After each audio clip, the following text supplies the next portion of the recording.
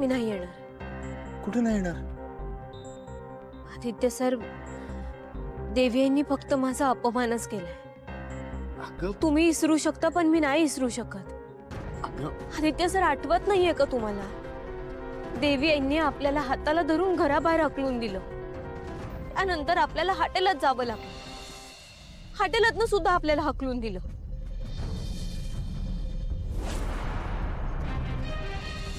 त्यानंतर काय तर मंदिराचा आसरा धरावा लागला.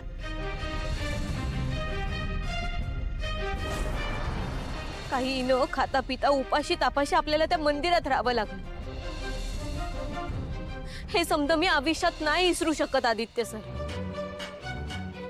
त्या घराशी फक्त तुमचा संबंध आहे. ते तुमचं कुटुंब आहे. त्यांना तुमच्यापासून काहीच प्रॉब्लेम नाहीये. त्या समध्यांना फक्त मी नकोय. त्यामुळे माझा पुन्हा एकदा अपमान करायला मी तिकडे येणार नाहीये. तुम्हाला जायचंय तर तुम्ही जाऊ शकता. पारू, मी तुझ्याशिवाय कुठेही जाणार नाहीये. का नाही जाणार? मी नको म्हणत असताना सुद्धा ऑफिसात गेलात ना, मग घरी जायला प्रॉब्लेम काय?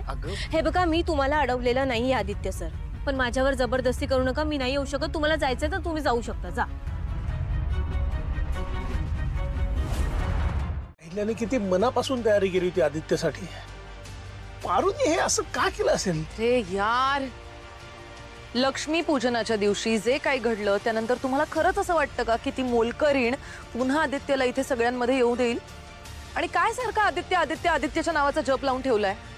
हे बघा, तो नाही येणार आहे आता इथून पुढे इथे. तुम्ही प्लीज विसरून जा आता त्याला. मूव्ह ऑन करा आदित्यवरून. इथून पुढे या घरात प्लीज आदित्यचं नाव नका घेऊ.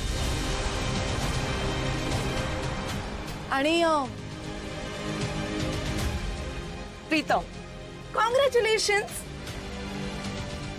अरे कॉंग्रॅच्युलेशन्स. कशासाठी विचार ना? कशासाठी? प्रॉपर्टी मधला एक मेंबर कमी झाला. आता राहिला फक्त प्रीतम किर्लोस्कर आणि बाकी सगळे माझ्यासारखे.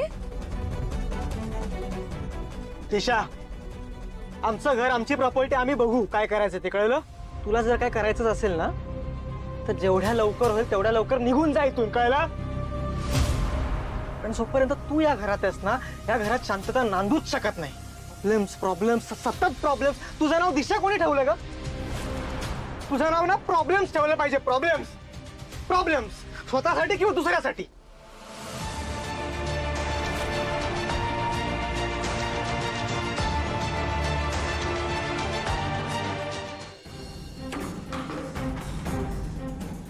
काय समजतो हा फडतू स्वतःला? मी कोण आहे, मी आधी काय काय केलंय सगळं विसरलाय बहुतेक.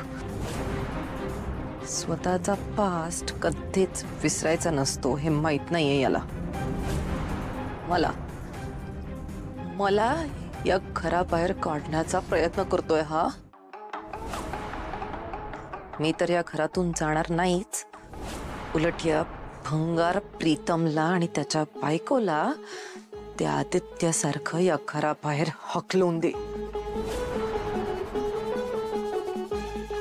आणि मग मीच होईन या संपूर्ण प्रॉपर्टीची मालकीण.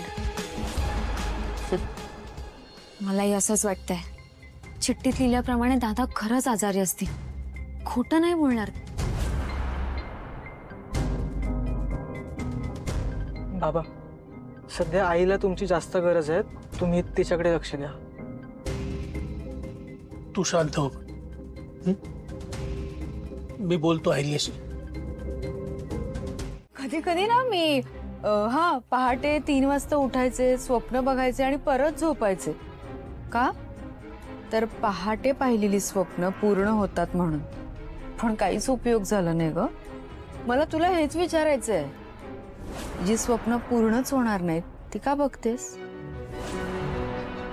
दिशा, तुझ्या एक गोष्ट लक्षात आली नाहीये का? आदित्य आजारी पडलाय आणि तो आजारी पडलाय म्हटल्यावर या घरातलं कोणी ना कोणी त्याला भेटायला जाणारच. कोण जाणार आहे जाऊन जाऊन त्यांना भेटायला? तो बिंडोक प्रीतम आणि त्याची बायको जातील फार फार तर. पण त्यांच्या गेल्याने ना मला काही फरक पडतोय ना घरातल्या कोणालाही काही फरक पडणार आहे. आता राहिलं कोण? तुम्ही तर जाणार नाही. आणि आज जे काही घडलंय त्यानंतर मला नाही वाटत ती अहिल्या सुद्धा आदित्यचा थोबड बघायला तिकडे जाईल. मग आता आता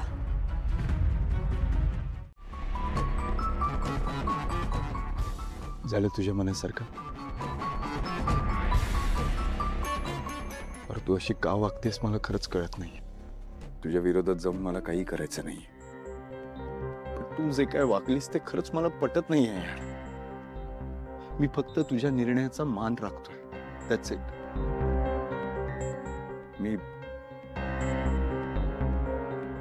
मी आजारी आहे खोटं कारण दिलंय. मी तुम्हाला तिकडं जाण्यापासून अडवलंच नव्हतं. मी एकदा तरी म्हणलं होतं का की जाऊ नका म्हणून. बरं समजा मी जरी म्हणलं असतं की नका जाऊ तिकडं, पण तुमचं काय आहे का नाही? म्हणजे तुम्ही निर्णय घ्यायचा ना. समजच कसं माझ्यावर अवलंबून असतंय तुमचं. काय बोलतेस? मग काय करू मी? पारू, मी तुला याआधीही कित्येक वेळा सांगितलंय मी तुझ्याशिवाय त्या घरात जाणार नाहीये. इनफॅक्ट त्या घरात आधी जायचा मान तुझा आहे. तुला हे सगळं माहिती असताना सुद्धा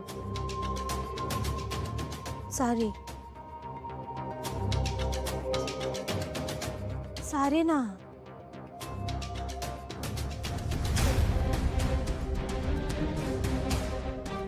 सारी